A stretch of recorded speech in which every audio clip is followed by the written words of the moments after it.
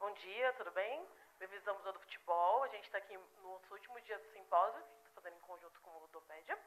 Agora a gente vai ter a mesa Outras Experiências Olímpicas. Eu vou chamar o Vitor para a gente começar, que a gente está um pouquinho atrasado. Aproveitem bem, tá bom?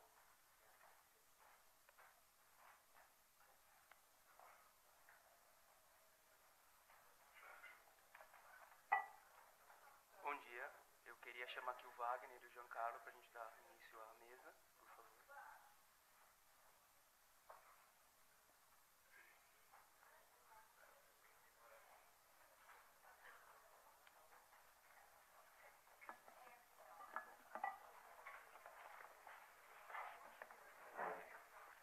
Peço desculpa pelo pouco do atraso e passo já a palavra para o Wagner, com a fala nos bastidores das Olimpíadas do Rio 16, a busca da arte erótica entre atletas olímpicos.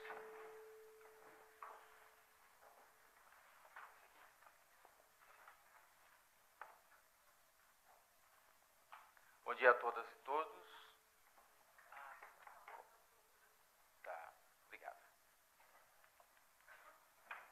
Muitos fatores intervenientes aqui. Bom dia a todas e todos. Em primeiro lugar, gostaria de agradecer primeiro o convite do professor Sérgio Gílio e do Ludopédio, né? Em seguida, o papel todo de suporte que o Museu do Futebol tem dado a gente aqui, né, esse espaço para poder discutir. Isso é muito importante, que essas discussões todas acadêmicas, as travasem os muros da academia e cheguem a um público tanto especialista quanto mais amplo, né? E também essa equipe maravilhosa de suporte, né? Mariana, Luana e Ariana e todos os outros e outras que têm dado suporte a gente aí e têm sido tão simpáticos e simpáticas, né? São raros os momentos que temos isso, né, nos congressos e simpósios que a gente vai. Então isso é de uma nota importante ser feita. Enfim, esse título que o Vitor passou, na verdade, foi um título que eu tinha passado para o Sérgio, né, quando da minha intenção e do convite para essa fala aqui. No entanto, como eu, analisando depois o material coletado nos Jogos Olímpicos e refletindo sobre o objetivo dessa mesa, eu decidi mudar um pouco a minha fala, exatamente por causa da temática que se diz respeito a outras experiências olímpicas, né? Ou seja, como foi muito mostrado na mídia, essa questão da presença de outros sujeitos que aparecem em cena, que até então eram invisibilizados pelo processo, invisibilizados pela imprensa, né?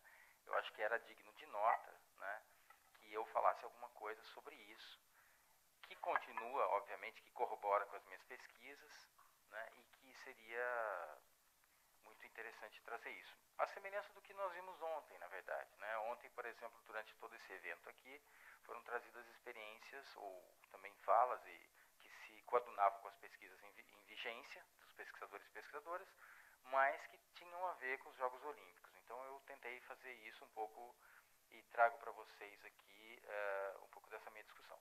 A outra discussão, na verdade, ela continua, né, sempre nos meus objetivos de pesquisa, que é sempre pensar relação de sexualidade, prática sexual e esporte, né? Mas é um tema muito mais amplo que eu tenho pesquisado. Então, essa só é um slide de apresentação. Eu estou como pós-doutorando na UFSCar, né, vinculado ao Luiz Henrique de Toledo, e com uma pesquisa agora, no momento, um pouco diferenciada, mas que trata também de esporte e gênero e sexualidade, né, que é meu tema principal aí de pesquisa, né. Então, antes de começar esse papo, na verdade, eu primeiro queria deflagrar uma situação que supostamente é conhecida de vocês, né, mas de conhecimento de vocês, mas que é importante salientar, né. Uma primeira questão importante é que a gente tem que chamar atenção, né, para essa, ou pelo menos fazer uma demarcação, que o esporte é uma das instituições, junto com outras, obviamente, de maior segregação de gênero. Em nome do que, na verdade? Por que essa segregação de gênero acontece no esporte? No caso nosso, no caso do esporte, é por causa de uma igualdade de chances, em que se fala que corpos masculinos e femininos têm que competir em pé de igualdade, sempre entre os seus pares, né? Só que, apesar desse rótulo, né, e dessa categorização, isso é uma estratégia muito perversa de encaixamento de corpos. Então a gente tem que ter isso em mente primeiro, né? Essa arena que é binária e que encaixa corpos. Então, coletem primeiro essa informação e isso legitima, né? Essa lógica legitima, ou pelo menos esse esquema categórico ou binário legitima uma outra lógica, que é da heteronormatividade. O que se entende por heteronormatividade? É o que leva em conta a heterossexualidade como regra, né?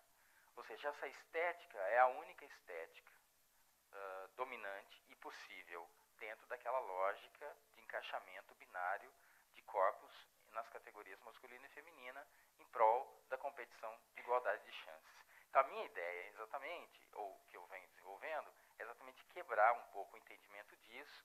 E os dados que eu coletei, que vou dividir com vocês hoje sobre as Olimpíadas e sobre o que apareceu na mídia, etc., exatamente vai na situação oposta de dialogar e de questionar um pouco isso, né? Então a ideia um pouco é a gente discutir e debater essa pecha, essa consideração dos meios midiáticos sobre as Olimpíadas da Diversidade. Eu pus entre aspas, que é um termo que apareceu, e as aspas mostram que eu estou questionando o termo, porque quando eu falo da Olimpíada da Diversidade, bom, uma coisa interessante, né? Em que pese eu questionar o termo, eu estou assinalando que eu concordo que, na verdade, esse termo veio de duas outras ideias decorrentes e que são termos apropriados para se chamar, né? Ou seja, a partir do momento que apareceram em cena sexualidades dissidentes, em que eu vou chamá-las de não heteronormativas.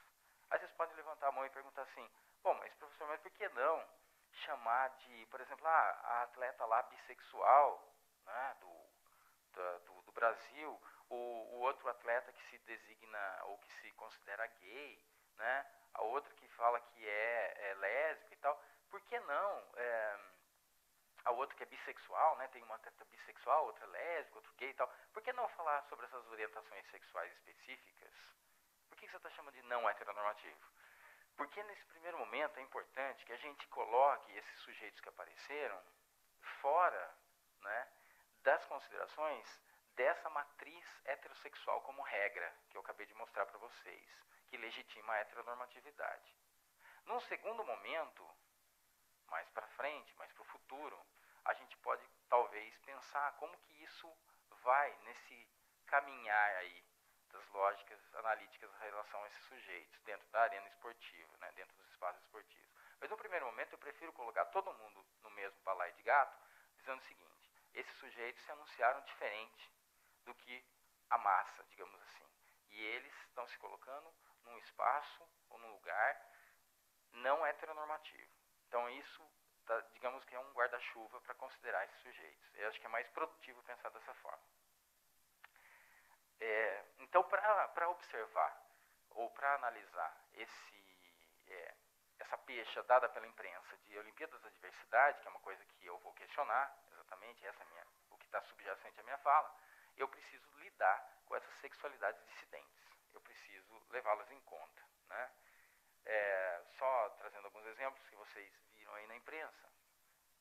Por exemplo, a nossa medalhista de ouro, judoca Rafaela Silva, né, que foi inevitável, né, obviamente, depois que ela ganha a medalha de ouro, tudo sobre a vida dela emerge. Né, é inevitável segurar tudo que fazia parte disso, inclusive que ela tinha uma companheira e tal, e que ela se reconhecia como lésbica, etc, etc.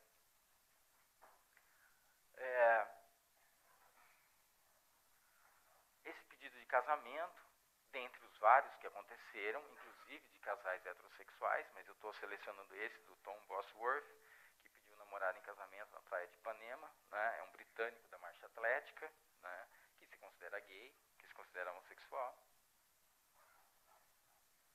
O caso midiático talvez mais famoso, que foi o primeiro, né? Da jogadora de rugby Isadora Cerullo, que foi pedido pela Marjorie Enya, né? Quer dizer, o pedido de casamento que foi o primeiro. Inclusive nessa foto é interessante a gente observar como os repórteres ficaram loucos, né, ali, tirando foto, etc, filmando, etc. Isso é interessante. Então, eu só trouxe alguns exemplos, na verdade, para mostrar como que esses fatos acabaram virando furo de reportagem, né? E logo no primeiro momento da competição das Olimpíadas, né, do Rio, e jornais de grande nome no mundo todo deram destaque a esses pedidos de casamento, a essas saídas do armário, né, o coming out aí. A gente não vai ter tempo aqui hoje para explorar um pouco essa questão do coming out, né, do sair do armário, mas eu vou tocar ligeiramente sobre isso um pouco mais para frente na minha fala, né. Então, assim, para dialogar com aquela pecha de Olimpíadas da Diversidade, eu preciso ter em conta esse, aspas, clima de aceitação, né, aspas, que os jornalistas e as jornalistas passaram a aferirem, né, ou conferirem a essas Olimpíadas, né, a esses Jogos Olímpicos aí que aconteceram no Rio de Janeiro. E como, na verdade, como eu venho desenvolvendo pesquisa em gênero e sexualidade, alguns veículos de comunicação pediram minha opinião e tal, e eu tive que me pronunciar a respeito. E meu pronunciamento exatamente foi na direção do que eu chamo aqui de uma pergunta que não quer calar, né?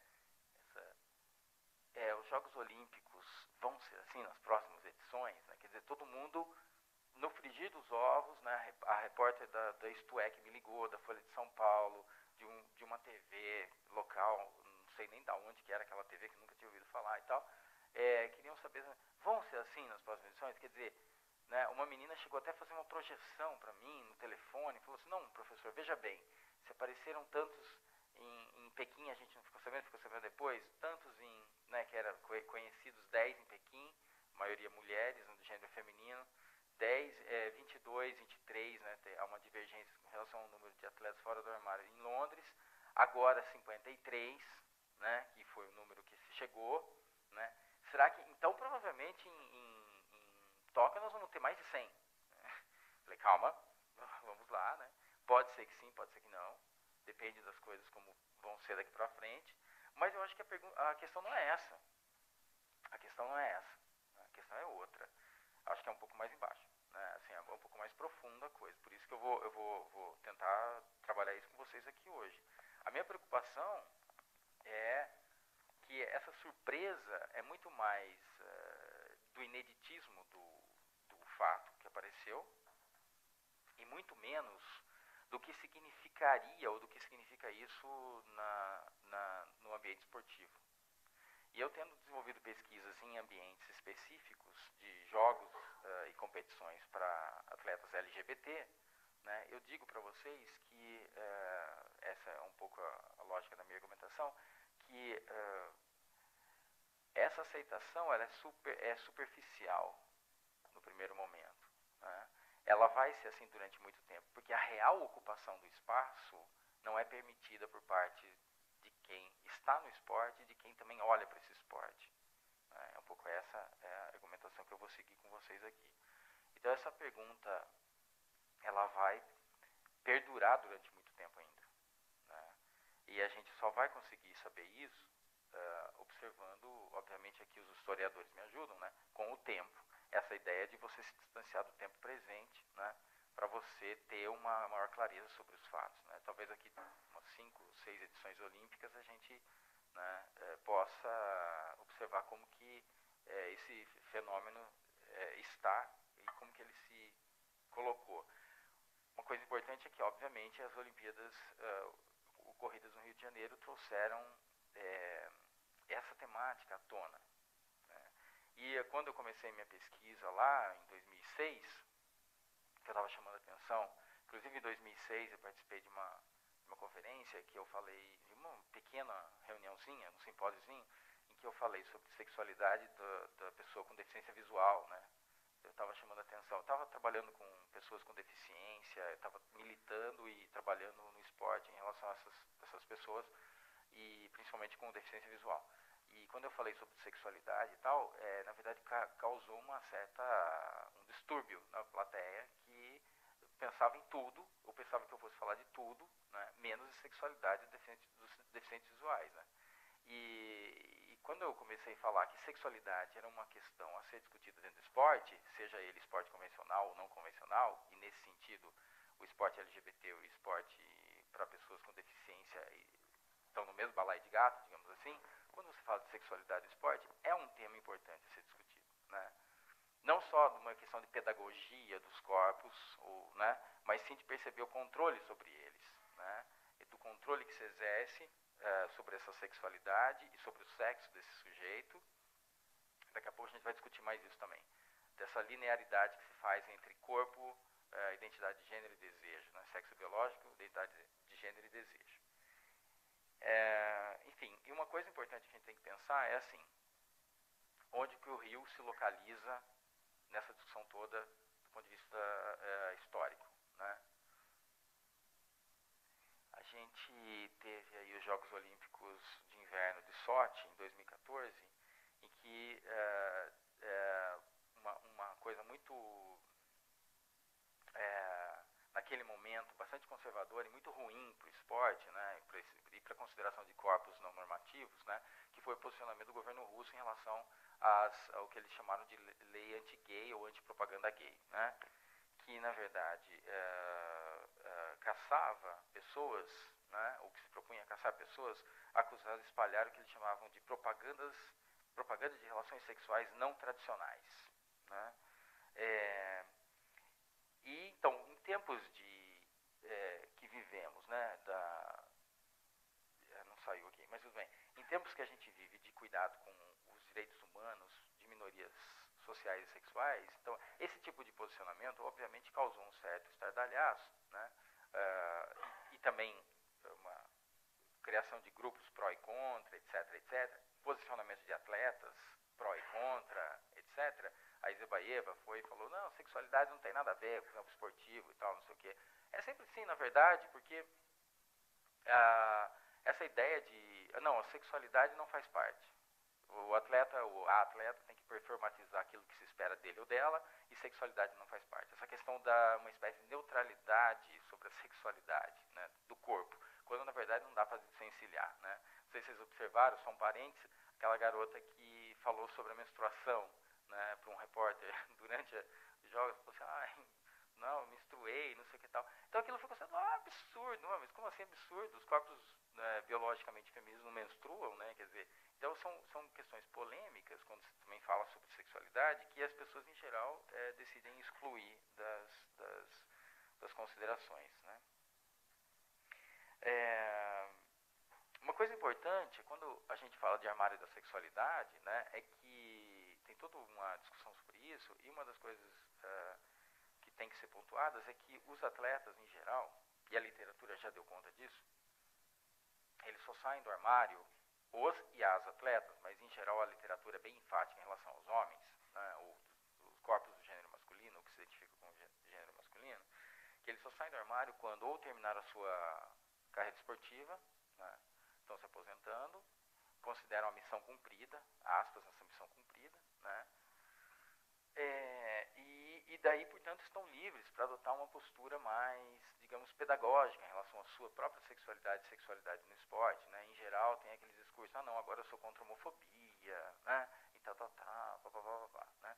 Então é interessante perceber que isso é a entrada que se tem sobre a discussão de sexualidade no esporte, né. Ou seja, a partir do momento de consolidar uma dada trajetória, agora eu posso então passar para o outro lado.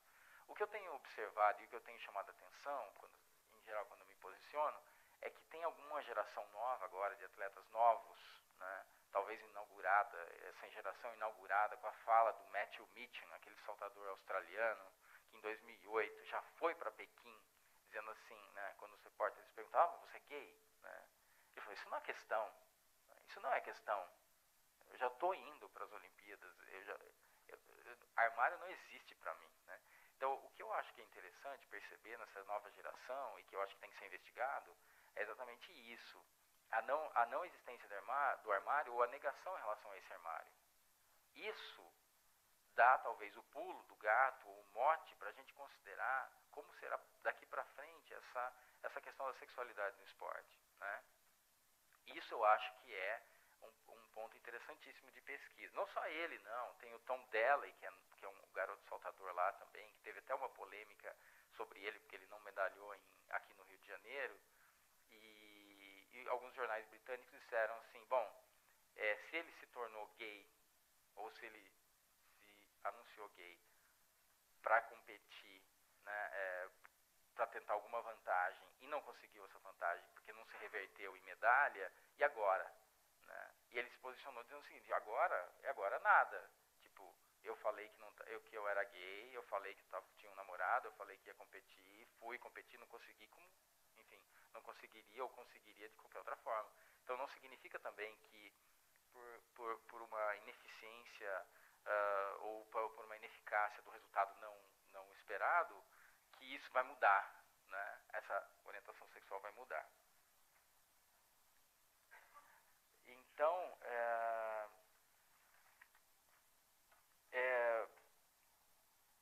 então talvez isso seja essa questão dos atletas que se outorgam o direito de entrarem ou de estarem fora dos ditames da heteronormatividade instituída seja um ponto importante de pesquisa futura e também de observação para as próximas versões olímpicas, né, próximas edições. Hein. Eu trouxe esse dado aqui que foi achado por quer dizer, que foi, tem esse historiador, o Tony, que faz uma pesquisa e tem, tá meio que até inclusive, a gente já se conversou sobre isso, está meio obcecado em relação a achar atletas fora do armário ou que tiveram alguma relação de sair do armário ou jogando fora do armário durante todo o século XX, mas ele fez essa coleta aqui de 50, chegou a uma lista de 53. Essa lista foi crescendo durante os Jogos Olímpicos. Né? Ele tinha uma previsão de 42, depois a lista pulou para 46, depois 48, quase no final dos Jogos estava em 50, terminado os Jogos estava em 53. Pessoas fora do armário, né? Assim, de atletas e tal, e ele fez um cômputo também das medalhas, né? Que foram obtidas por esses atletas aí, 25 no total, 10 de ouro, 11 de prata, 4 de bronze, ou seja, os atletas LGBT ganharam mais medalha que o Brasil, né? Mas por que eu trouxe esse dado?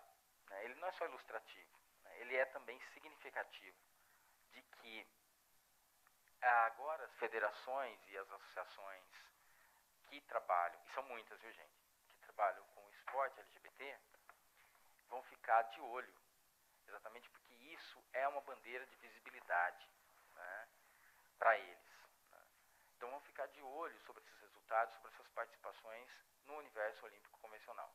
Porque em que pese, algumas pessoas, ou talvez vocês estejam pensando, mas isso foi tranquilo, isso apareceu agora, mas atletas gays e lésbicas, a gente sabe da existência desses atletas na história do olimpismo convencional já faz tempo.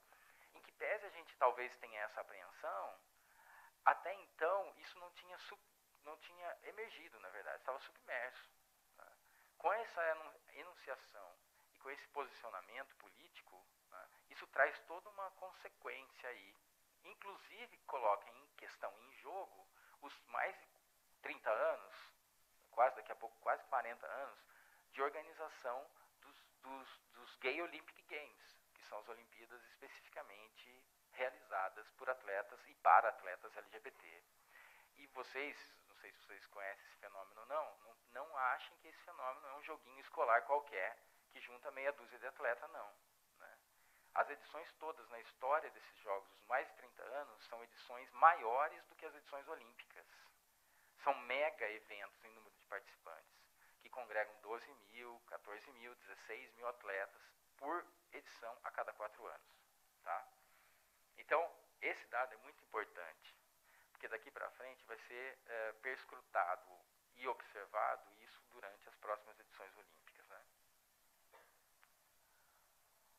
Agora, já caminhando para o final da minha fala, né, os problemas problemas e obstáculos que eu vejo em relação a essa presença desses atletas, essa enunciação, essa presença e a possibilidade de haver mais ou não. Primeiro, aquilo que eu falei, em decorrência daquilo que eu falei das lógicas heteronormativas, do binarismo no esporte e do esporte ser uma área segregadora de gênero. Primeiro, eu digo que esse domínio heteronormativo no esporte, ele é um empecilho para a presença de corpos que apresentam sexualidades alternativas ou dissonantes. Em segundo lugar, a minha opinião, pelas minhas pesquisas, é de que a ocupação dos espaços não é real. Ela aparenta ser real, mas ela não é. E eu vou exemplificar para vocês entenderem melhor. Tem até uma foto daqui a pouco que eu vou mostrar. Durante a luta greco-romana, que é o wrestling, né, por exemplo, muitas vezes nos jogos gays, nos gay games, você vê o wrestling, enfim, há uma sexualização realmente dos corpos, né? E há também uma coisa assim, por exemplo, há dois competidores ali na arena, estão competindo, etc. E tem várias pausas durante a luta. E a hora que eles tentam nessas pausas, em geral, um dos competidores, ou enfim, sai e dá um beijo no namorado que está na plateia assistindo, enfim. É só um exemplo, na verdade, rápido, por exemplo, de um beijo ali que rolou e tal. Ou então, a gente pode pegar outros exemplos quaisquer de manifestações de afeto nas arenas esportivas. Isso eu chamo de ocupação real e efetiva do espaço. Expressões de afeto, sexualização do corpo, erotização do corpo, ou então explicitação do desejo. E esse desejo homo-orientado, ele não é aceito pelas pessoas em geral. Não é aceito e não será aceito. Não se equivoquem, né? Enquanto essa estética dominante da heterossexualidade persistir, não será aceito. Será sempre atrelado a questões de, ai, que nojo, eu não quero ver isso, eu não sou obrigado a ver isso, etc. Né? Então, eu acho muito importante a efetiva ocupação dos espaços e eu acho que a presença ou enunciação desses atletas que apareceram nos Jogos Olímpicos agora do Rio e se aparecerem mais no futuro, não vão reverter facilmente, né, essas questões todas que estão incrustadas aí. Né?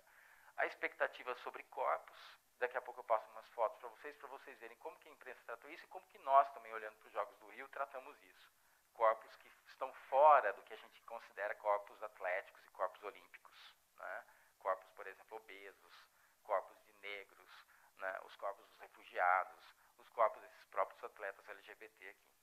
Né? E, por fim, uma coisa que a gente tem que ter, não só no esporte, mas também em mente, em todos os aspectos da nossa vida, é essa desnaturalização. A gente naturaliza que isso aqui é uma linha lógica. Né? Sexo biológico. Eu nasci homem, eu nasci com um corpo de homem, então eu tenho aqui minhas gônadas masculinas, tenho pênis, eu, falando de mim. Então, portanto, minha identidade de gênero é masculina e minha orientação sexual é heterossexual, então, portanto, eu tenho que gostar de mulher. Ou um corpo que seja diferente do meu, oposto. A coisa do, aspas, sexo oposto. Não. Quebra essa linha de raciocínio lógico. A gente tem que quebrar essa ideia. Tanto com relação a nós mesmos, quanto com relação aos atletas que estão ali competindo. Né? Então, essa tríade que eu chamo aqui tem que ser desnaturalizada. Né? Eu poderia aprofundar isso mais, mas, enfim, não tenho tempo agora. Depois a gente pode aprofundar essas questões todas, por exemplo, como que essas coisas se cruzam em corpos intersex, né? Pessoas trans, que apresentam desejos e questões que nos questionam sobre as nossas próprias situações no mundo, né? Uma coisa que eu gosto sempre de citar é o exemplo do meu irmão, que ele vive no Canadá, teve acesso à informação muito rápido de uma pessoa trans nos Estados Unidos que era sexo biológico feminino, daí se transformou, né, ou fez o processo de transição para homem e no fim teve um relacionamento homo e daí se engravidou, né, do companheiro, né? E aí ele imediatamente, meu irmão me manda, terminando meu tempo, só contar esse caso, ele me manda uma mensagem dizendo assim, cara, você que estuda esses negócios aí, o que é isso? Né? Então, essa pergunta preconceituosa dele mostra que o isso aí não é isso. Primeiro, ponto, para tudo, não é isso, é uma pessoa. Né? Segundo, é uma possibilidade completamente tranquila de se observar se eu desnaturalizar essa tríade aqui. Né? Então, eu comecei por aí. Ele falou, não, é muita desconstrução, pode parar, outra hora a gente conversa sobre isso. Eu falei, então beleza, deixa pra lá. Então, o wrestling foi pouco coberto e às vezes, essa é uma foto aí da imprensa, não se entende, gente, não se entende. Por exemplo, as chacotas com relação a essa posição da luta livre, entendeu?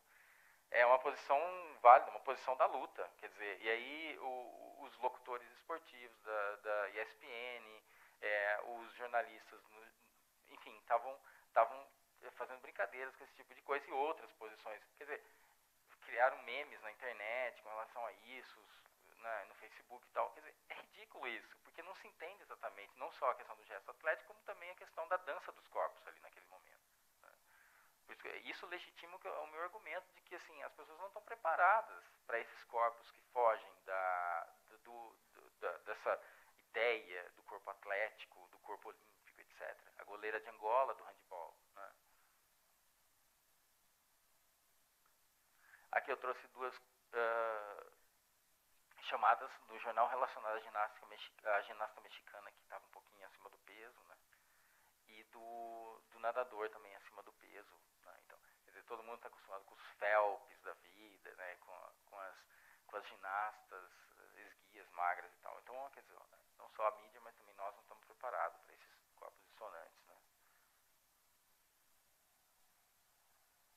Esse é o caso mais emblemático que a gente tem que acompanhar para o futuro, né? Um dos, né? Da Caster Semenya, que estava no Rio. Ali é a foto de 2009, quando ela competiu em Berlim. E aqui é a foto do Rio de Janeiro, né?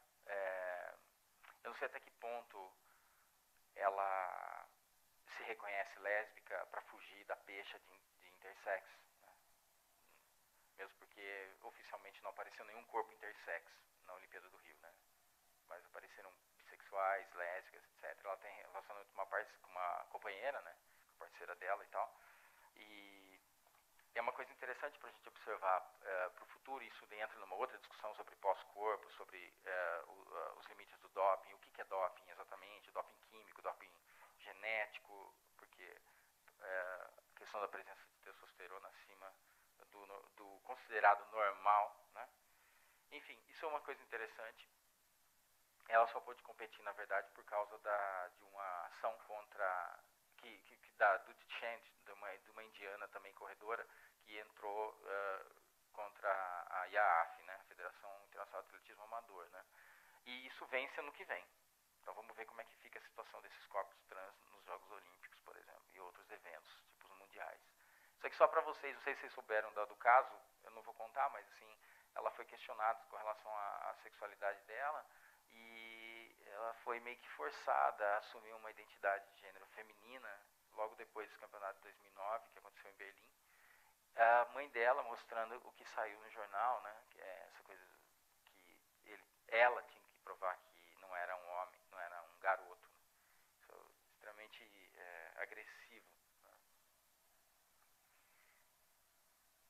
Essa é a indiana que entrou com o processo também, porque recai sobre ela a dúvida se ela é realmente mulher, né? A Dutty Chand.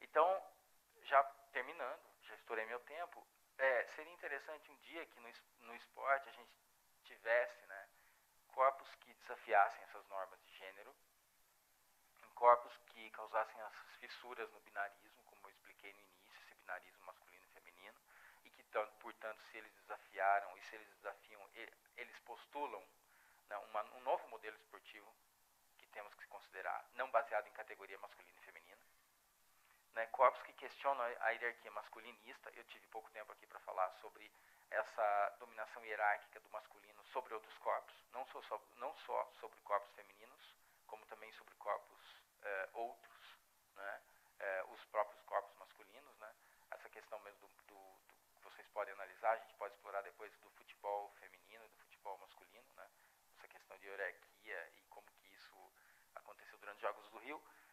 Corpos que apresentem uma masculinidade queer, ou seja, masculinidades que fujam dos ditames hegemônicos do que é ser homem, do que é ser macho, viril, agressivo, etc. E corpos que performatizem sexualidades alternativas. Aí eu já estou partindo por um outro pressuposto, sexualidade alternativa, né? Ou seja, totalmente fora da matriz heteronormativa, né? Que apresentem sexualidades, desejos, etc., totalmente desvinculados daquela linha lógica que eu mostrei para vocês, desconfigurando essas questões todas, né? E aí, por fim, eu deixo essa foto que foi uma apresentação ocorrida nos Gay Games de 2010 em Colônia. Eram jogos de verão, era uma Olimpíada de verão, mas teve patinação artística, que é uma modalidade de inverno, tá? Só explicando para vocês entenderem. Na patinação artística convencional é permitido singles, né? Ou seja, pessoas, ou homens ou mulheres, ao binarismo, competindo entre si, sozinhos, ou casais heterossexuais. E essa foto traz um casal homo, né? Competindo juntos, em dupla, que é uma coisa que a modalidade não prescreve, com colãs femininos, né? Com uma indumentária, um vestuário feminino, né? Performatizando uma prova de apresentação. Essa modalidade feita desse jeito, assim como o nado sincronizado masculino ou a ginástica rítmica masculina, são modalidades, por exemplo, que têm dificuldade de ir para frente, digamos assim, ou de aparecerem, né? O gênero masculino não questiona por que algumas modalidades feitas só por mulheres ou corpos femininos, né, se essas modalidades não poderiam ser feitas também por corpos masculinos, né? Então, eu gosto de deixar essa foto no final para fechar, exatamente para pensar que eu acho que o nosso modelo olímpico ele está sendo questionado, né? E ele tem que ser repensado o mais rápido possível em relação a várias questões. Claro, o doping é uma, etc., mas também essa questão que eu chamo a atenção aqui, que são outras sexualidades presentes e outras performances corpóreas presentes nesses jogos, né? Isso faz diferença, porque o pessoal é político, a gente já sabe disso, e a gente mostra para um domínio hegemônico dentro do esporte que há sim dissonâncias e que elas têm que ser consideradas. Então essa é a mensagem final, e aí a gente pode discutir mais no debate depois. Obrigado, pessoal.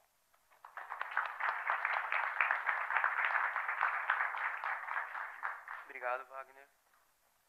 Passo a palavra aqui para o Giancarlo, com a fala Chances de Ouro, a controvérsia do skate nas Olimpíadas.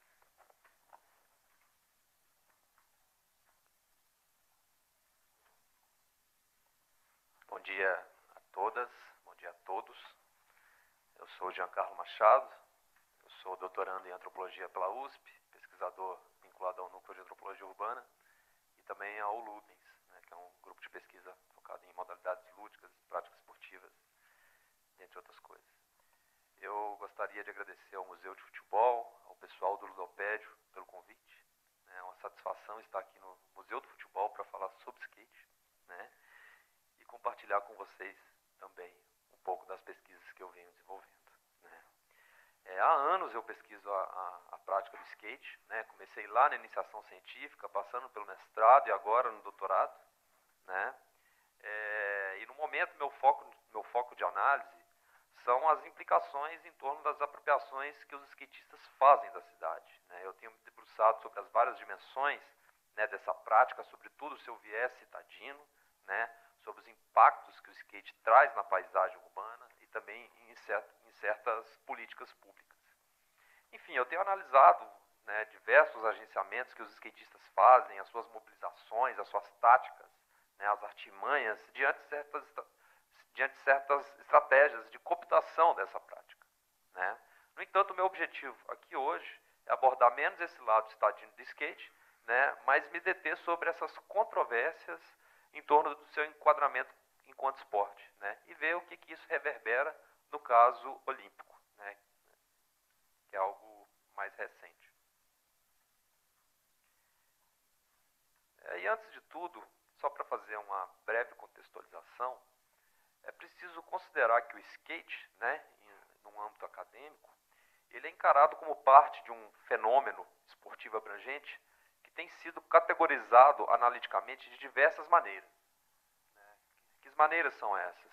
São várias categorias que são criadas, né, por estudiosos de diferentes áreas, que são esportes californianos, esportes de deslize, esportes extremos, né, ou no contexto nacional, esporte radical, esportes alternativos, estilos de vida esportivizados, enfim, né, cada uma dessas categorias está atrelada a um corpo de pesquisadores, né, cada uma possui as suas próprias particularidades, abrange um leque de práticas corporais que se popularizaram, sobretudo a partir da década de 60, né, como, além do skate, como surf, patins, snowboard, windsurf, né, etc.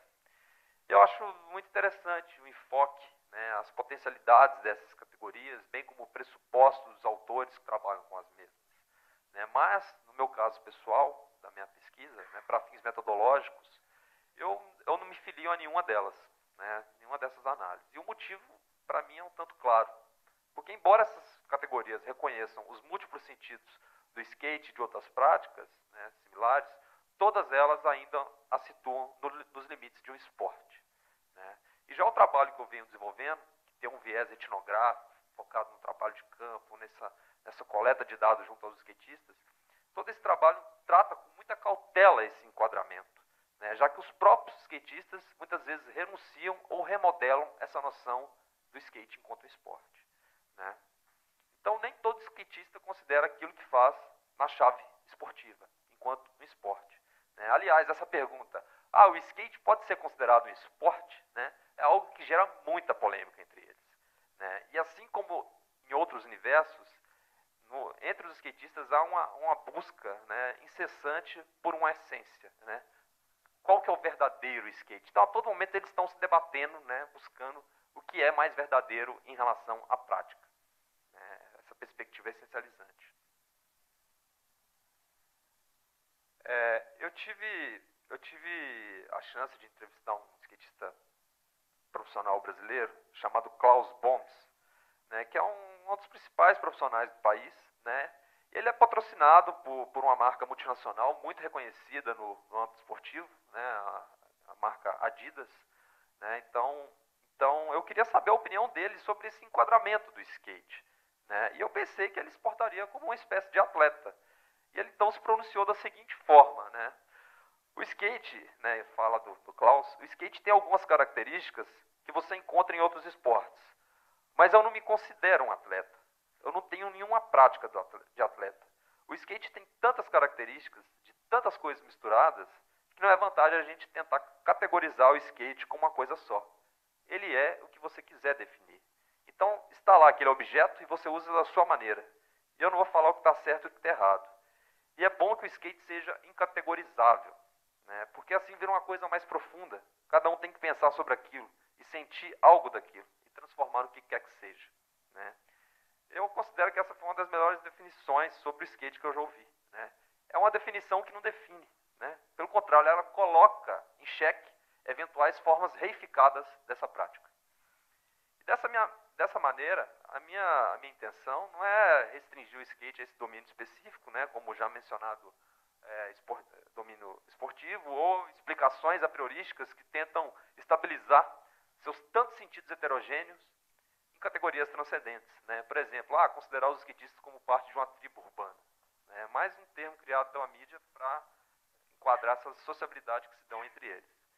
Né? Então, por conta dessa via etnográfica, meu objetivo é considerar o skate nos seus próprios termos. Né? Ou seja, do ponto de vista do skatista. Então, é sobre esses ajustes significados que eu tento me deter. Né? Então, o skate aparece com sentidos ambivalentes, né? Sentidos fluidos, tanto contraditórios, né? E é interessante como os skatistas jogam taticamente com tudo isso, com essa pluralidade de sentidos na prática. Então, vamos ao que interessa.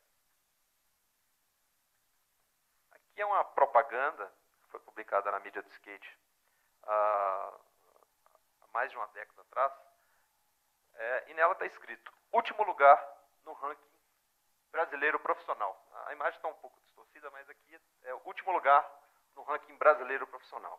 Então foi com essa chamada em letras garrafais que essa marca, a SickMind, que é uma marca especializada em produtos para skate, ela anunciou o lançamento de um shape, né, que é aquela tábua, né, a madeira do skate, de um skatista profissional que era patrocinado por ela. Então, para adeptos de muitos esportes, esse anúncio poderia soar um tanto estranho, já que o mais cobiçado por atletas, equipes e seus respectivos patrocinadores é um bom êxito em certas competições. Mas nesse caso apresentado, né, essa marca patrocinadora do skatista valorizou exatamente o contrário do esperado. Foi o fracasso dele. É o último skatista profissional do ranking. Aí a gente pensa, né, pô, desde o surgimento do esporte moderno, esse desenvolvimento de habilidades técnicas sempre foi tido como uma virtude para muitos atletas, né? É preciso ter eficácia a fim de vencer jogos, conquistar competições, dominar o tempo, superar os limites do corpo. Então o universo esportivo ele impõe essa demasiada competitividade aos adeptos de determinadas práticas que devem buscar a vitória a qualquer custo. Mas no caso do skate, né, como eu pretendo argumentar, esse aspecto muitas vezes não se exprime com afinco, né? Porque ser campeão ou tornar-se um atleta de ponta, inclusive para os profissionais, né, embora seja a meta de alguns, não é algo compartilhado por todos. Um tempo atrás também uma matéria me chamou a atenção, colunista de uma revista, da revista 100% Skate, uma revista especializada, ele chama Douglas Prieto. Ele escreveu um texto, né, o editor dessa revista, com uma certa veemência, afirmando que a prática do skate ela é rodeada por palavras malditas. Que palavras malditas são essas? Atletas, campeão e treinar. E a perspectiva desse editor dessa revista, ela é corroborada por muitos outros agentes desse campo, né? Empresários, profissionais da mídia especializada, enfim, uma série de outros agentes. Então a gente questiona, né? Afinal, o que faz com que o skate rejeite rótulos tão caros a outros esportes? E o que esperar, né, de uma prática agora olímpica que não preza pela competitividade? Então são questões para a gente refletir, né? Então, como vocês ficaram sabendo, o skate acaba de ser inserido no hall das modalidades olímpicas, a partir de Tóquio 2020. Ele estará presente juntamente com surf, com escalada, beisebol, karatê, né? E o Brasil, por sua vez, é um forte candidato a ganhar medalhas, né, de ouro em todas as modalidades do skate. E há anos, há uma atuação, né, de inúmeros agentes, de instituições do mercado, ligado ao campo esportivo do skate, que tem sido de suma importância para colocá-lo nesse patamar espetacularizado, né? E o ápice está sendo agora. O seu processo de esportivização chegou a tal ponto, né, que o próprio COI o nomeou como uma modalidade olímpica. Então, de um lado, é preciso considerar que certos esportes tradicionais olímpicos já estão com a imagem, de certa forma, desgastada, né? Já não interessam tanto mais à juventude contemporânea. E o skate, ao contrário, enquanto uma prática espetacularizada, né? Afinal, a gente já acostumou a ver algumas competições de skate em canais de televisão, né? Na Globo, na ESPN, enfim, né? Como, por exemplo, a mega rampa, competições de vertical, né? Que é aquela feita no halfpipe, em outras modalidades como bowl, vertical. Enfim, então o skate galgou, adquiriu muito mais popularidade que outros esportes já consolidados, sobretudo entre os jovens. Então, em decorrência dessa popularidade, dessa visibilidade, né, e também no intuito de renovar esse rol dessas práticas esportivas das Olimpíadas, a inserção do skate certamente poderá atrair a atenção, né, a atenção de muitos jovens, muitas pessoas, que vai se refletir também, né, nessa audiência dada a esses meios de comunicação que transmitem o mega evento e, consequentemente, na captação de anunciantes e patrocinadores, já que a indústria do skate, atualmente no mundo inteiro, movimenta cifras bilionárias, né? E essa inclusão do skate ela é estratégica em muitos sentidos, né? Principalmente relacionada à questão financeira. E para representantes de outros esportes, essa oportunidade possivelmente seria vista com muito bom... ser vista com bons olhos, né? Afinal, tornar-se uma modalidade olímpica, né, confere prestígio, confere legitimidade, além de possibilitar essa captação de recursos, né, seja pelo poder público, seja por meio da iniciativa privada, enfim. Mas no universo do skate, ao contrário do que muitos poderiam imaginar, essa inclusão nas Olimpíadas, ela tornou-se uma polêmica de grandes proporções com diferentes posicionamentos. É uma polêmica que já vem há bastante tempo, né? Porque muitas dúvidas paravam no ar, né? Como que seria o sistema de julgamento? Já que muitos acham complicado julgar manobras, embora todo o esforço das entidades esportivas a fim de facilitar esse processo de julgamento, né? quais seriam as modalidades contempladas de skate? Será que os skatistas teriam que usar uniformes personalizados, né, que na prática cotidiana isso é impensável? E como conter as tantas zombarias presentes nas competições? E o exame antidoping, né? Será que alguém ia se safar? Né? Então, skatistas mundialmente famosos passaram a se posicionar contra e a favor da sua inclusão. Né? O próprio Tony Hawk, que é uma das lendas do skate, inicialmente chegou a declarar que as Olimpíadas precisam mais do skate do que o skate das Olimpíadas. E vários outros skatistas famosos corroboraram com essa afirmação. E a rejeição foi tamanha a ponto de circular em vários memes na internet, né, em tempos mais recentes, zombando dessa decisão. Rolou abaixo-assinado, enfim, uma série de coisas acusando as Olimpíadas de tentarem roubar a essência do skate. Então aqui tem alguns memes que circularam, né? O pódio com a folha de maconha, uma bebida, aqui é um instrumento de skate que coloca no shape, né? Os anéis olímpicos em formato de cerveja, né? Aí a comparação do atleta olimpiano com o skatista, né? Então começaram a circular várias coisas nesse sentido, zombando dessa inclusão, né? Mas ao mesmo tempo que há essa rejeição, né, vários skatistas, sobretudo os mais novos, eles ficaram muito empolgados com essa possibilidade advinda das Olimpíadas. Porque nos últimos tempos, vários megas eventos, né, como o Street League, que é uma competição focada no skate de rua, campeonatos na modalidade bowl e banks, tudo isso adquiriu nova feição, conseguiu uma melhor recepção, né, por parte dos skatistas, inclusive por aqueles que eram críticos. Então isso tem culminado numa maior aceitação, né, dessas competições. Então é importante atentar que a prática do skate ela se potencializa a partir dessa resistência e dessa incorporação a dados processos, né, que é algo que eu vou discutir agora também. Vários pesquisadores que analisaram a prática em diferentes partes do mundo, né, corroboram com esta constatação. E por mais que a resistência, essa incorporação seja algo um tanto óbvio a outras práticas esportivas que passaram por esse mesmo processo, no caso do skate ela ganha certos contornos que vão perpassar várias matrizes da sua prática, né, desde a prática cotidiana até essa prática espetacularizada, essa prática profissional, né, visto que há uma série de relações de poder que são colocadas em jogo com vistas a determinar um rumo tido como mais legítimo para a prática do skate. Está todo mundo tentando definir qual rumo será o mais aceitável. Então há uma série de embates entre skatistas, mídia especializada, marcas, entidades esportivas, o próprio poder público, né, com uma série de impactos. Então, muitas dessas pesquisas acadêmicas chamam a atenção para essa protuberância da resistência enquanto um dos princípios norteadores do universo do skate. Então não é à toa que um dos mantras desse universo é o skate and destroy, ou seja, ande de skate e destrua, que é uma expressão muito evocada entre os skatistas que evocam a transgressão, o rompimento de certas regras, né, ter atitudes ousadas. E vários trabalhos já publicados demonstram como que eles reagem a essas regras que lhes são impostas, né, como que as suas condutas se distanciam dessas imagens propagadas pelas matrizes profissionais de certos esportes, né, essa competitividade, cuidado com o corpo, treinamento, etc. Então, a resistência ela vai se exprimir no skate a partir de dois aspectos centrais. Que aspectos são esses? É o controle da participação e a desvalorização da competitividade. Quanto a esse primeiro aspecto, né, muitos skatistas se sentem atraídos pelo skate pela possibilidade de decidir como, onde e quando praticá-lo.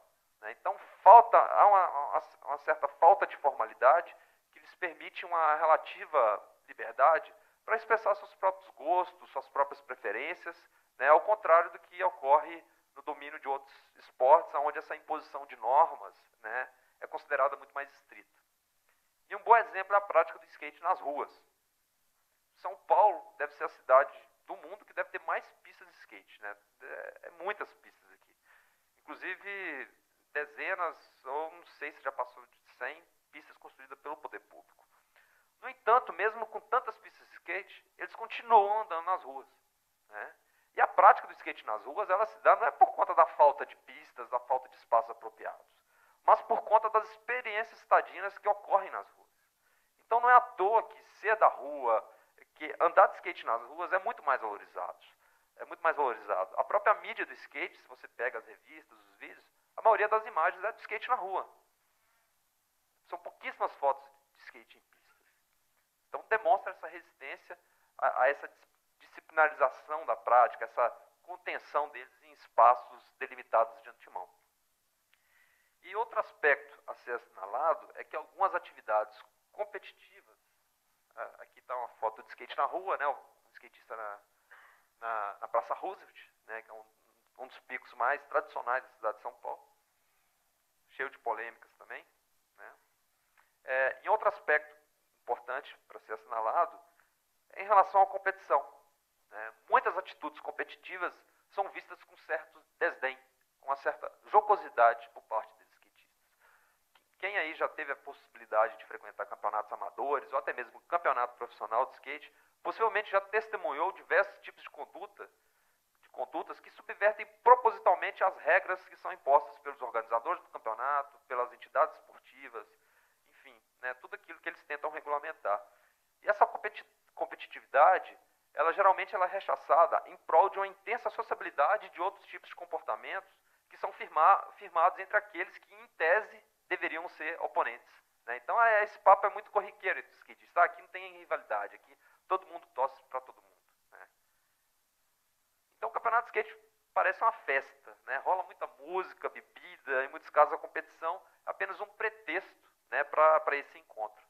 Eu sempre me lembro de um evento que acontece anualmente em Piracicaba, chamado Rheumatic Hardcore Session, que é um evento produzido nessa cidade que tenta se desvencilhar dessa ideia de competição.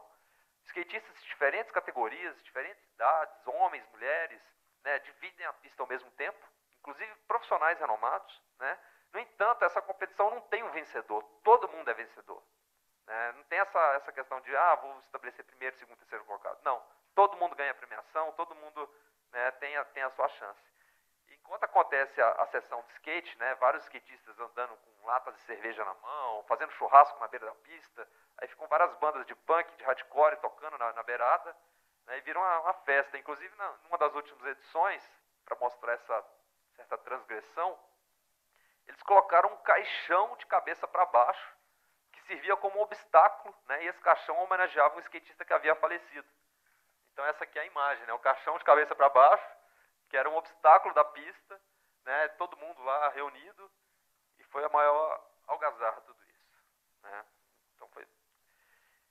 Então alguns pesquisadores, né, como uma mulher chamada Becky Bill, ela conjetura que essa condescendência a esses aspectos, né, que é esse controle da participação, essa desvalorização da competitividade, é fundamental para que um praticante possa ser considerado como um skatista autêntico. Né. Então a prática do skate é encarada por muitos como um estilo de vida, e não como esse mero esporte feito aos fins de semana, por assim dizer. E esse reconhecimento, né, a um skatista dá, então, não apenas em razão das suas habilidades técnicas, mas também por conta do seu comprometimento com esse universo. Né. Então, ele tem que ter um certo comprometimento, um certo engajamento, além de um certo posicionamento crítico frente a eventuais incorporações comerciais da prática, a eventuais formas burocratizadas, né, de gerenciamento dessa corporalidade. Né. Então, a todo momento eles estão falando do mercado, criticando competições, há uma crítica muito forte entre os skatistas. Todo momento eles sentam para criticar, para falar, especular sobre o mercado, competições, enfim.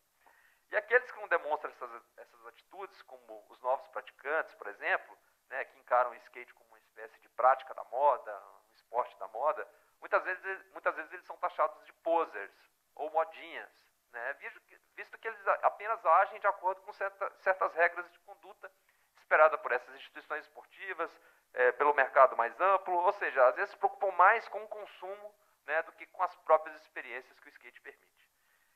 E para se distanciar dessas acusações, para buscarem uma autenticidade perante os demais, então os skatistas eles afirmam, né, essa criatividade, essa capacidade de escolha, né. Isso se revela também nos próprios usos que eles fazem da cidade. Né. Você pode construir a melhor pista de skate do mundo aqui na cidade de São Paulo, no entanto, eles não vão deixar de mandar as suas manobras nos locais mais inusitados possíveis, né? Seja em áreas abandonadas, seja nas quebradas, seja em esculturas ou até mesmo em áreas enobrecidas da cidade, né, como aqui em São Paulo, a Avenida Faria Lima, a Avenida Berrini, né. Então essa transgressão é muito forte. E também há uma resistência muito grande ao em relação ao mercado, frente às grandes corporações, né. Não é à toa que grandes marcas esportivas, né, Nike, Adidas, New Balance, etc., elas demoraram muito para se inserir no skate, porque havia muita resistência. Havia uma preponderância dessas empresas especializadas, né, que tentava jogar com esse sentido de resistência do skate, de modo que pudessem ser bem vistas aos olhos da clientela mais crítica. E uma dessas estratégias adotadas por essas empresas para ganharem respeito dos skatistas é justamente patrociná-los, né, e também propagar esses princípios valorizados através da mídia especializada, né, seja em revistas, em vídeos. Então é isso que vai potencializar essa possibilidade de uma empresa ser mais aceita entre os skatistas, né? Então esse elo que se dá entre o praticante e a indústria é por meio dessa atribuição de patrocínios.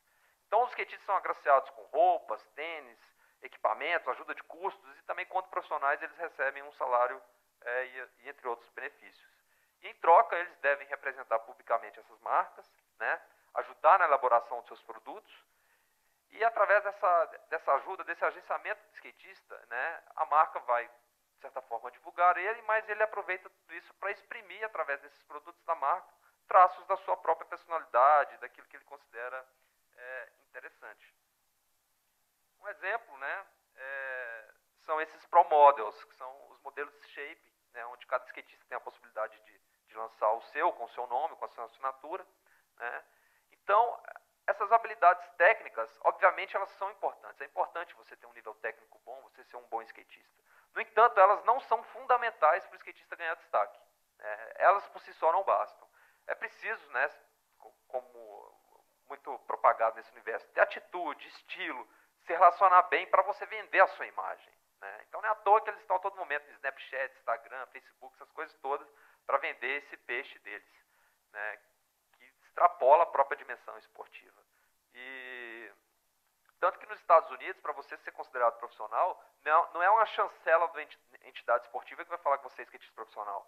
Pelo contrário, a marca, né, quando lança seu modelo de shape, isso aí é uma espécie de um rito de passagem. Você lançou seu shape, você é profissional. Então, esse lançamento de Pro Models é algo que vai dar essa autenticidade, essa reconhecimento a essa marca, né? E o skatista, em contrapartida, vai ganhar em cima da venda desses shapes. E além disso, como uma espécie de trabalho desse skatista, ele vai fazer várias imagens para figurar em anúncios, vídeos, né, dessas marcas. E vai expressar também não só essas habilidades técnicas. Em várias revistas, vídeos, aparecem diversos tipos de experiências, inclusive coisas um tanto transgressivas, né? Por exemplo, skatista fumando, bebendo bebida alcoólica, realizando manobras em locais proibidos, desafiando a polícia, enfim, uma série de atos. Aqui está algumas propagandas que eu separei, né? Por exemplo, uma marca colocou o skatista bêbado lá, né, falando que ele fez um pacto, né, para poder andar de skate e continuar bebendo. Aqui é outra marca de shape, né? Está ali um monte de cerveja juntamente com o shape que ela tenta vender. Aqui perguntando se você já testou o uso de drogas. Enfim, há uma série de coisas que o mercado especializado tenta vender, né? Mas com novas pesquisas que passaram a ser feitas em tempos mais recentes, eles começaram a ter um novo olhar sobre isso, né? A criticar um pouco essa resistência. Porque a gente poderia perguntar, poxa, mas afinal os skatistas estão a todo momento resistindo? Né? Será que essa resistência é tão corriqueira assim? Então essa resistência ela nunca é absoluta, ela é relacional, né? Então quando você foca apenas por essas formas ditas autênticas de participação, a gente acaba por preterir, né, outras vozes que também fazem parte do skate, né? Essa pluralidade de sentidos. Então essas pesquisas mais recentes têm se atentado também para outros discursos em voga e ver como eles são proferidos taticamente em cada situação. Então, tem se debruçado bastante sobre essa incorporação que vem se dando, né, no skate. Há uma cooptação da prática. Mas essa cooptação, né, não implica necessariamente que ele está perdendo a sua essência, como muitos chegam a dizer.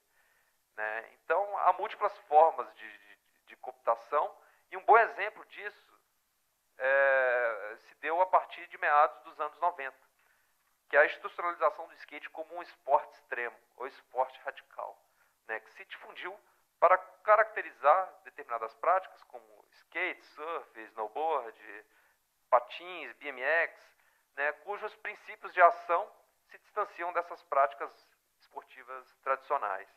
Então, esse uso desse termo, esporte extremo ou esporte radical, se solidificou a partir de 1995, né, com o advento do X Games, que é um evento promovido pelo canal ESPN, que teve um papel significativo para popularizar esse fenômeno esportivo emergente, né, no caso do skate e outras práticas, e também para utilizá-lo como uma ferramenta de marketing bastante rentável. Nesse sentido, diversas corporações multinacionais, né, marcas de bebida, alimentos, eletrônicos, roupas, carros, várias empresas passaram a utilizar a imagem do skate para tentar incrementar suas vendas e ter uma aceitação também entre um público mais jovem. Né? Possivelmente vocês já devem ter visto alguma dessas propagandas. Recentemente, a própria Skol passou a patrocinar o skatista Bob Burnquist, fazendo uma série de ações com ele. Né? Então, o skate está nessa ordem do dia. Né? Então, os X Games, eles também foram responsáveis por incutir esses novos parâmetros a esses adeptos que eram reconhecidos por depreciarem a competitividade. Então, há toda uma institucionalização dessa prática sobre esse rótulo de um esporte radical, que fez eclodir, né, uma série de regras de competição, de condutas que tiveram de ser moldadas para seguir os anseios desse canal de televisão, né, seguir as demandas dos próprios anunciantes. Então, há uma comercialização dessa vertigem, né, dessa plasticidade dos corpos.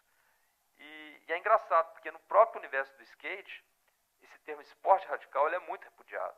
Né? É difícil os skatistas falarem que a gente é atleta, que a gente se pauta na adrenalina, entre outras coisas. É tratado com muita jocosidade. Então, essa série de popularização do skate, a partir da sua difusão pelo X Games, proporcionou uma série de polêmicas. E uma série de agentes também passaram a contestar esse rótulo, né, de esporte radical, de acusar a ESPN de tentar cooptar esses sentidos da prática apenas com fins comerciais, né, de tentar desvirtuar alguma dessas experiências, né, de tentar controlar essas regras de participação, que é uma polêmica que já daria as pistas para o que a gente encontra atualmente nas Olimpíadas. Né? Mas, ao mesmo tempo, embora todas essas controvérsias, uma série de agentes vinculados a essa prática também se beneficiaram, né, da inclusão do skate nas Olimpíadas, da inclusão do skate enquanto esporte radical. Né? Porque aumentou vertiginosamente o número de praticantes e, consequentemente, até mesmo essas marcas que eram consideradas de dentro se beneficiaram com esse apoio que veio de fora. Então, isso fomentou a própria prática e trouxe uma maior dinamicidade nesse universo. Né? Então, a prática do skate ela tem sido marcada tanto por essas resistências incorporadas, quanto também por essas incorporações que são resistidas, que são condições que se revelam em vários âmbitos, né? Seja no mercado, na cidade, nos usos da cidade, em campeonatos, em políticas públicas. E os skatistas eles estão a julgar com essas próprias ambiguidades da prática em vários níveis, inclusive no seu lado profissional, no seu lado espetacularizado. Né? Então, para finalizar, ao fazer um resgate da história do skate no país, é possível a gente compreender como que a sua prática ela foi se apresentando, se classificando, ora como um esporte, né, mas, no entanto, essa não foi unicamente a sua forma legítima e socialmente aceita de organização. Então, o skate percorreu diferentes caminhos, ele segue percorrendo diferentes caminhos, né, de um lado, que sujeitou a um processo de esportivização, né, por meio desses anseios de entidades esportivas, e outro, né, muito vinculado ao mercado especializado, né, tentando promover essas experiências do skate, sobretudo do seu lado citadino, essas experiências da cidade, essas apropriações transgressivas que eles fazem das áreas urbanas. E é por isso que enquanto muitos o consideram um esporte, há outros que o consideram como uma arte, uma cultura de rua, um estilo de vida, enfim, várias especificações que são criadas. E é por isso que a gente percebe essas várias denominações, essas alcunhas que são proferidas em relação à prática, né? De um lado, o skate é considerado marginal, uma prática associada ao vandalismo, mas por outro lado a gente tem esse lado do esporte radical, cheio de adrenalina, um esporte milionário, uma prática saudável, né? Dentre outras coisas. Então esse processo de esportivização contribuiu para delinear essas diferentes funções do campo esportivo, mas ele não foi esse único caminho, porque o skate está deslizando por tantos outros sentidos que fazem desse universo um universo multifacetado. E eu acho que nisso que reside a atração do skate. E por isso a gente não deve estranhar quando todas essas polêmicas emergem a respeito da sua participação nas Olimpíadas, né? E agora fica essa questão: como que eles vão lidar com essa imposição do COI em 2020? É uma prática que é difícil de ser cooptada. Então, aguardar para ver. Então, eu agradeço a todas e todos pela atenção.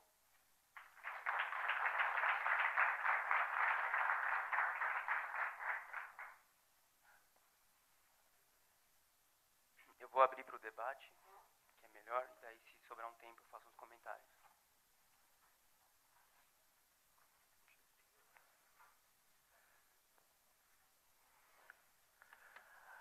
Bom dia, meu nome é Stênio. Eu queria fazer duas perguntas, na verdade, uma para o Vitor e outra para o Giancarlo. Para o Vitor, que eu achei interessante você colocar os... Wagner, desculpa. Desculpa, Wagner. Que eu achei interessante colocar as questões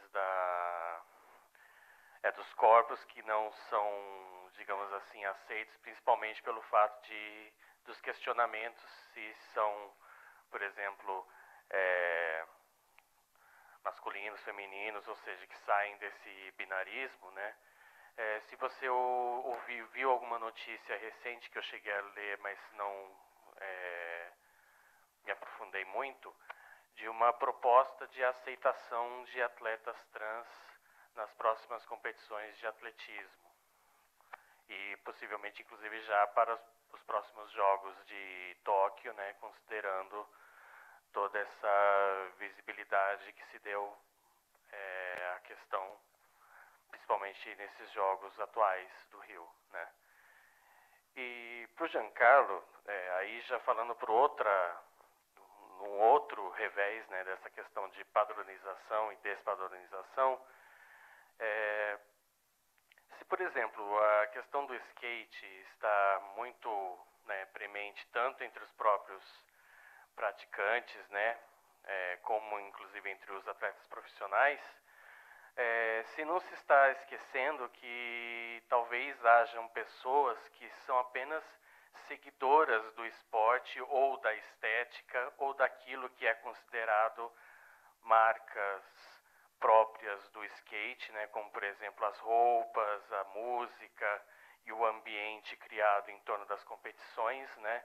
Porque se há patrocinadores é porque há público. Então há pessoas que apenas gostam de assistir e ver isso acontecendo sem terem nem chegado perto de um skate, por exemplo.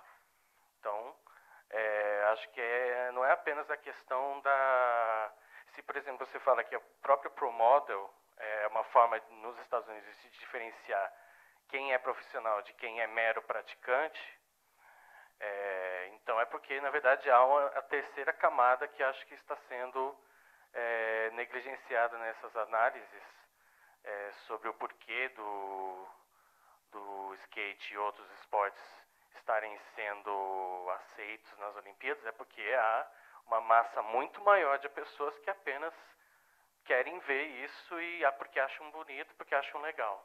Enfim, então, ou seja, que essas que estão assimilando tudo que, digamos assim, esses patrocinadores, esse mercado, os coloca para elas como uma coisa bonita. Como, por exemplo, o meme que você colocou, né? Diferenciar um atleta olímpico, se eu não me engano, o que está na foto é exatamente o Tom Daley, né? em contraposição ao que é um skateboarder, né? Ou seja, um cara que segue o hardcore, né? Que segue usa a marca do anti-hero, enfim. Ou seja, toda uma padronização que não sei se está sendo questionada. Enfim, é essa provocação também que eu quero colocar.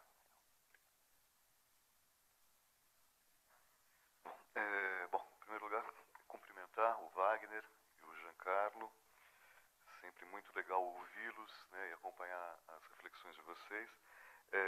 Ao Wagner, particularmente, eu gostaria, Wagner, até por uma questão até pedagógica, né, que você desenvolvesse mais, você anunciou, mas desenvolvesse mais essa desnaturalização, né, da ideia do sexo biológico, da identidade e do desejo, tá, da orientação. Eu acho que é legal, são categorias importantes para a gente trafegar, para poder entender um pouco o núcleo das discussões que você traz. Então, gostaria que você desenvolvesse isso aqui para a gente. Para o Jean, e aí, Jean, são duas questões. Tá? Uma em relação a esse processo de esportivização ligado ao COI, né, eu gostaria que você apresentasse para a gente um pouquinho quais as instituições que estão tentando representar o skate, que deve ter aí uma disputa, uma rivalidade entre instituições que estão negociando isso, estão falando em nome desse skate esportivizado que vai aparecer aí nos próximos Jogos Olímpicos. E tornar aqui pública, né, uma conversa que nós tivemos recentemente aí por e-mail, que é essa preocupação, diante dessa pluralidade das práticas dos skatistas, né, e dessa diversidade de demandas, como fica a questão dos poderes públicos, né, e a preocupação assim, como formular políticas públicas, né, que dialoguem com essas demandas tão díspares, tão diversas, né, dos praticantes, né, das práticas de skate. Tá? Então, seriam essas duas aí para você e essa para o Wagner. Obrigado.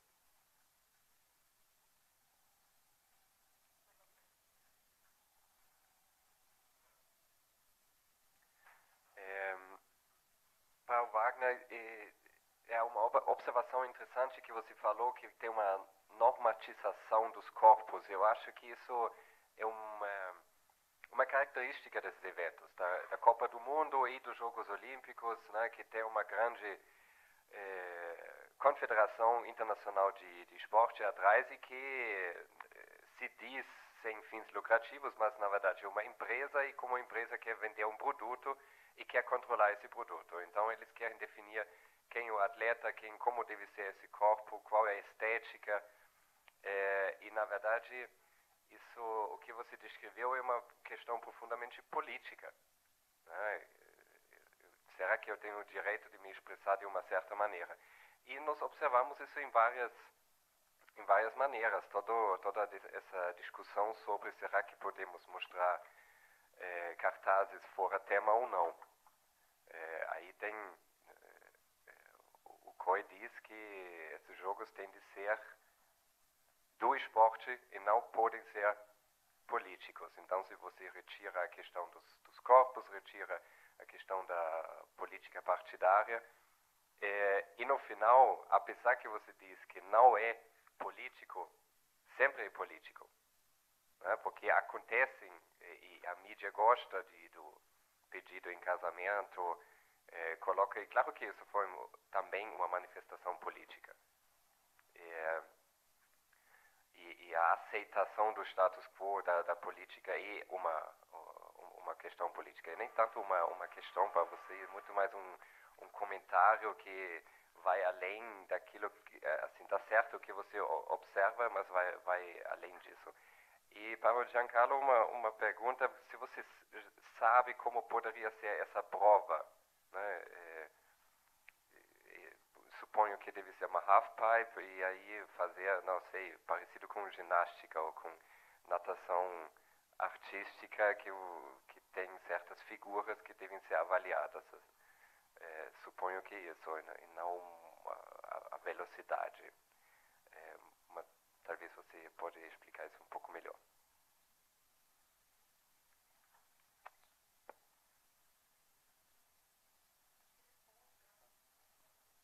só queria completar a fala do Martin e perguntar quem que transmite os games e como é que é feita a transmissão desses jogos.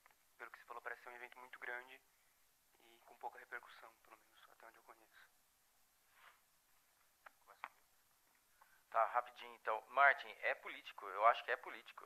Talvez eu tenha me feito entender errado, mas é político, obviamente. Tanto é que quando essa semana retrasada eu estava na aula do Serginho e uma aluna dele disse que, por que a sexualidade interessa no esporte, sendo que o atleta deve fazer o que ele tem que fazer, ponto.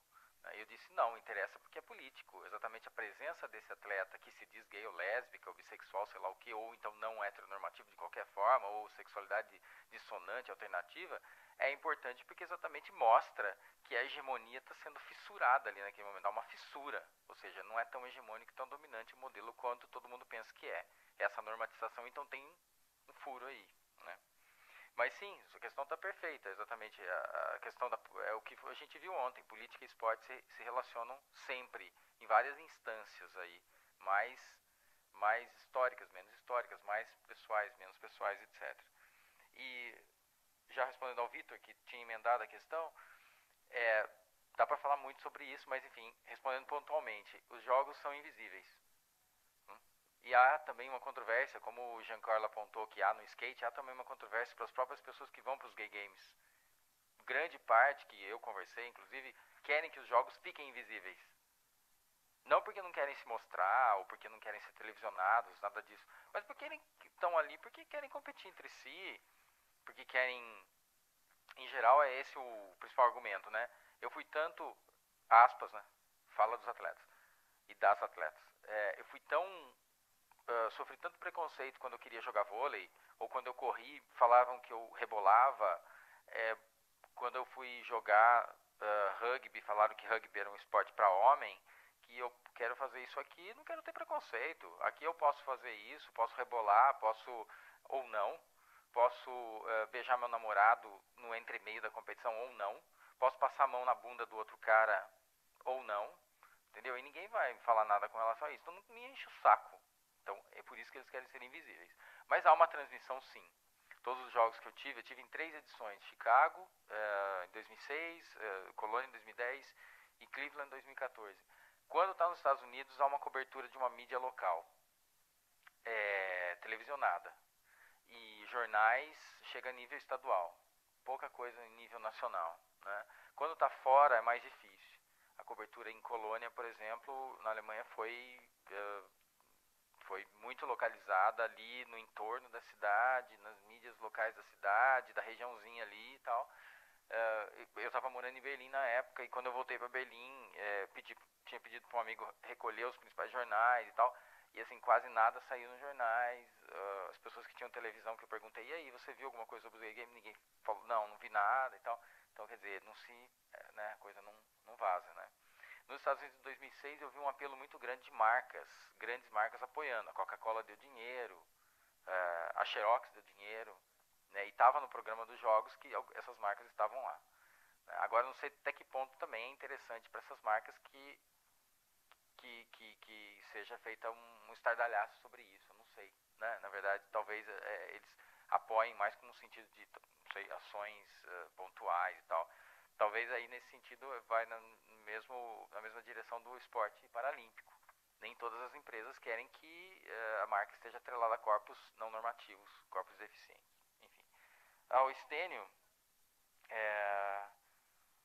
eu acho que a questão trans é a grande questão, né? E já foi autorizado a participação desses corpos pelo COI. Só que a questão que o COI e que os transgêneros e as transgêneras, as pessoas trans, discordam é que tem que ter todo um protocolo de cumprimento das questões todas, né, até biologizantes, né, para poder competir. E eles querem competir do jeito que eles estão. Muitos não cirurgiados, ou seja, não tem cirurgia, muitos em transição, muitos que têm peito, pelo e pênis ao mesmo tempo, quer dizer, e aí? Mas o COI não, o COI quer que se encaixe na categoria. Então, se você está em transição para mulher, que você seja uma mulher, tome já há mais de 2 anos hormônios femininos, etc., diminua a sua testosterona ao mínimo, entendeu? Então, se você está em transição para homem, é a mesma coisa. Só que se aceita muito mais quem está em transição para mulher do que quem está em transição para homem, né? Enfim, há uma polêmica aí que tem que ser seguida nos próximos jogos e ver como que isso vai se desenvolver. Tem um pesquisador que eu estou trabalhando junto com ele, a gente está escrevendo alguma coisa, que é o Marcos Zilberman, da Unicamp, que ele está fazendo pesquisa dentro do ponto de vista da tecnologia e das discussões sobre doping, dopagem e regulação dos corpos, né? E eu estou entrando mais com essa discussão sobre competições identitárias, se trans se transforma numa categoria ou não, se as pessoas trans querem uma outra categoria para competirem ou não e tal. E eu acho que isso aí ainda rende bastante coisa, né? Para o Flávio, finalmente, eu já libero o microfone.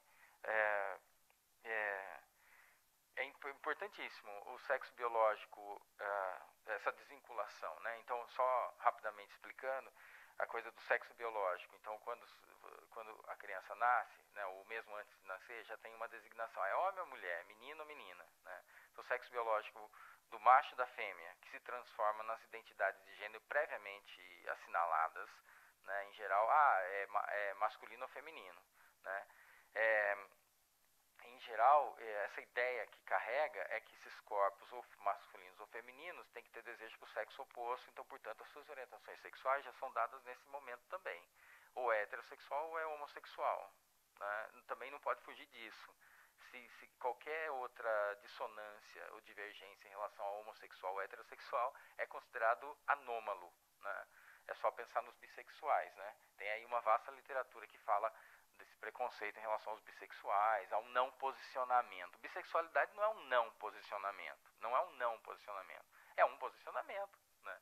Então não é um não posicionamento, não é uma dúvida que paira no ar, não há dúvida nenhuma, né? Enfim, e aí, quando eu falei pro meu irmão que ele perguntou o que é isso, é que assim, um corpo biologicamente feminino, de uma mulher, de uma fêmea, pode ter uma identidade de gênero masculina e pode performatizar uma relação homo, ou até bissexual, né?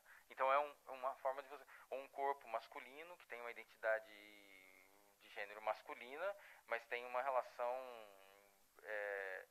bissexual ou heterossexual em termos de orientação. Então você pode cruzar, e tem pessoas que cruzam, né? Então, o que é interessante do debate de gênero é que exatamente o debate dos anos 90 para cá, da Butler, que instaurou-se com a Butler, é que a Judith Butler, é que ela coloca que essa questão identitária não é fixa, ela é enunciada. Então o sujeito designa, então, o que ele quer assumir naquele momento, né? Essa é a performatividade de gênero que ele escolhe, né? Que ele performatiza, né? Ao contrário dos estudos anteriores, que falam, não, sexo está relacionado à naturalização ao biológico, gênero está relacionado ao cultural. Então os estudos de gênero mais recentes quebraram isso tudo, quer dizer, não, e também não é uma coisa, uma identidade, né? Por isso que eu falei para vocês que eu não ia colocar esses sujeitos numa identidade fixa e sim dizer que eles eram não heteronormativos, eles são não heteronormativos. Aí o que eles escolherem enunciar, pode ser que isso mude com o passar da coisa. Quer dizer, gente, eu estou tentando resumir em poucas palavras aqui um debate que é super complexo, tá? Então quero que vocês entendam isso. Não sei se era essa a ideia do Flávio, mas, enfim, que eu explicasse um pouco mais, mas é um pouco isso, né? Assim, não é fácil. Então quando eu tento falar pro meu irmão, por exemplo, né, que eu falei, calma, não é assim, então, realmente não é fácil a coisa, né? Então a gente se debate com isso a todo momento, com a literatura toda, tá certo? Bom, eu agradeço pelas perguntas, comentários, questionamentos. Respondendo à primeira pergunta, né, no seu caso, de fato há uma intensa massa, né, que consome o skate, que não necessariamente é skatista, mas que consome essas experiências vinculadas à prática, seja relacionada a essa vertente mais esportivizada, seja mais relacionada a essa questão do skate enquanto estilo de vida, né? E de fato isso tem sido muito estudado também nos estudos acadêmicos, né? Eu não tive muito tempo de apresentar toda a diversidade, tudo, mas há muitas pesquisas, há muitas etnografias que se debruçam sobre tudo isso, né? Então há outras perspectivas sobre como o skate deve ser encarado, né? Isso se revela em várias chaves por parte dessas pessoas, seja na esfera do consumo, na própria sociabilidade, ou até mesmo na corporalidade, quando essas pessoas tentam andar de skate, né, na perspectiva delas em relação à prática, ao engajamento, enfim. Então, o próprio mercado, as próprias entidades, elas tentam lidar com esses diferentes sentidos, com tudo isso, para cooptar e incorporar essas pessoas nesse universo. Por exemplo, um exemplo que eu acho muito interessante a respeito dessas diferentes frentes do skate, né, se dá na chave do consumo. A gente tem notado uma inserção cada vez maior de grandes corporações nesse universo, só que, como eu disse na minha fala, elas tiveram uma certa dificuldade inicial para se inserir. Mas a partir do momento que elas começaram a levar em conta em suas ações essa pluralidade de sentido, essa pluralidade de vozes, elas começaram a ter uma maior aceitação, né, que é o caso, por exemplo, da Nike. Né? Atualmente a Nike ela vende modelos de tênis, faz eventos, patrocina skatistas de diferentes níveis, de diferentes perspectivas, de diferentes engajamentos nessa prática. Desde o mais underground, aquele que não quer competir, que só quer fazer disso um estilo de vida, fazer vídeos, fotos, apenas isso, até o mais campeonateiro que quer ganhar, que quer ser o campeão, que quer ir para as Olimpíadas, entre outras coisas. Então tem valorizado essas diferentes sentidos do próprio skate para conseguir esse engajamento. Em relação ao Flávio, perguntou sobre o processo de esportivização, quais são essas entidades, né, por trás do skate. O skate ele tem uma particularidade que ele não tem apenas uma agência por trás que tenta controlar os seus rumos. Há várias agências. Né? No caso brasileiro, a gente tem, por exemplo, a Confederação Brasileira de Skate, né, que é focada no skate em suas várias modalidades, mas em um âmbito mais amplo, você tem a Confederação Brasileira de Esportes Radicais, que envolve, além de skate, outras várias práticas. Então, há momentos de aproximação e distanciamento dessas entidades, né, e, de certa forma, a gente nota também, em nível mundial, né, uma certa disputa por esses rumos de quem vai ter o maior poder sobre a prática. Né? A gente tem uma espécie de organização mundial, que era a WCS, que era muito preponderante, mas agora, vinculado às Olimpíadas, está entrando uma outra associação, que é a International Skateboard Federation, que está muito atrelada a um evento que acontece, que é o Street League, que tem dado super certo, né, tem vendido essa imagem do skate, não no âmbito do esporte radical, como os X Games tentam fazer, mas o skate como tendo um certo protagonismo por si só. É uma competição de skate, não uma competição de muitos esportes. Então a gente nota essa certa disputa, né, por essa legitimidade, esses rumos políticos. E em relação à questão, né, como formular políticas públicas para o skate, né, algo que eu acho interessante, dada essa pluralidade, todas essas controvérsias, ambivalências da prática, é tentar deslocar o próprio enquadramento do skate da Secretaria de Esportes. Né? Obviamente tem que ter um posicionamento da Secretaria de Esportes em relação a essa prática, né? Produzindo espaços próprios, produzindo competições, produzindo tudo isso, mas o skate permite diálogos com outros setores do poder público, né? Setores vinculados à cultura, setores vinculados à questão da cidade, de ocupação das cidades. Né? Por exemplo, o que é mais corriqueiro nesse universo são a ocorrência de exposições, né? Exposições de shapes, exposições de fotos, exposições de uma série de coisas, inclusive no Parque Ibirapuera agora, na Bienal, não sei se vocês viram, tem uma pista de skate sendo construída, né, enquanto a intervenção. Ou seja, o skate caminha, né, por essas diferentes outras possibilidades. Então é pensar nessas experiências citadinas, né, e até mesmo como acomodar eles nas ruas, porque muitas das vezes tem esse viés repressor. Olha, a gente precisa tirar o skatista, porque é nas ruas que mora um perigo, ali os jovens vão ficar no ócio, vão se inserir nas drogas, vão se inserir na criminalidade. Toda essa concepção de cidadania, né, focado de tirar os jovens da rua e colocar eles numa instituição, numa pista de skate repleta de regras, tudo. Mas por que não pensar a cidadania nas ruas? Pensar o direito à cidade para esses jovens, como acomodar eles nesses espaços e promover uma boa convivência nos espaços públicos. Então, ao invés dessa perspectiva repressora, ou até mesmo dessas estratégias de ficar apenas construindo pista, achando que vai tirar das ruas, vamos pensar também, além disso, né, em como promover uma cidadania nas ruas, né, como promover a eles o direito à cidade. E o Martin perguntou, né, quais serão essas provas, modalidades que vão ocorrer nas Olimpíadas. A princípio, pelo que eu saiba, são duas modalidades. O street, né, que é essa modalidade em termos de competição, que simula os obstáculos de rua, corrimãos, bancos, escadas, guias, enfim, uma série de coisas. E outra modalidade que eles chamam de parque. Parque não vai ser necessariamente o vertical, que é o half-pipe, mas sim um conjunto de obstáculos em transição, né, geralmente praticado em modalidades como bowl e banks, né, que é parece aquela panela, né, que os skatistas vão de um lado para o outro. Então, a princípio, são essas duas modalidades que têm alcançado maior visibilidade e adeptos nos últimos tempos.